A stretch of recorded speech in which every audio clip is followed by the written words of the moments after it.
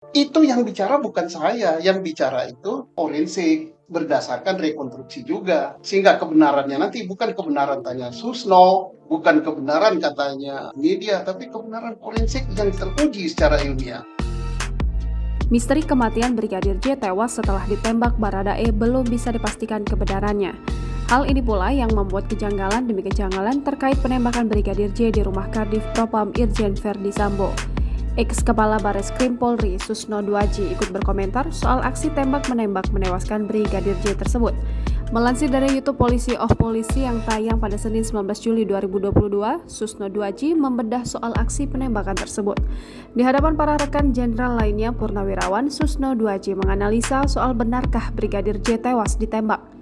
Jenderal Bintang 3 ini mengatakan, berdasarkan berita media dan keterangan polisi, Brigadir J melepaskan 7 tembakan sedangkan Baradae 5 tembakan dengan senjata otomatis. Namun, bagaimana jika keterangan yang diterima Humas dan Polres Jakarta Selatan bohong? Lebih jauh, Susno Duaji menjelaskan apabila 4 peluru masuk, maka begitu ditembak dengan senjata otomatis posisi korban pasti langsung tergeletak. Maka dari itu, Susno mengatakan kebenaran nantinya akan terkuak dari hasil forensik dan juga rekonstruksi. Pernyataan Susno Duaji ditambahkan Irjen Purnawirawan Edward Aritonang, menyebut berdasarkan pernyataan Kapolri dan Humas, jika saat ini tengah dilakukan pendalaman TKP dan saksi hingga laboratorium. Susno Duaji lantas meyakinkan siapapun jika tim khusus polisi akan segera memberikan titik terang kasus Brigadir J.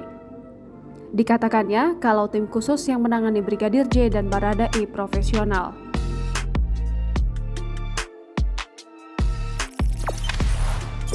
Jangan lupa subscribe, share, komen, dan like ya!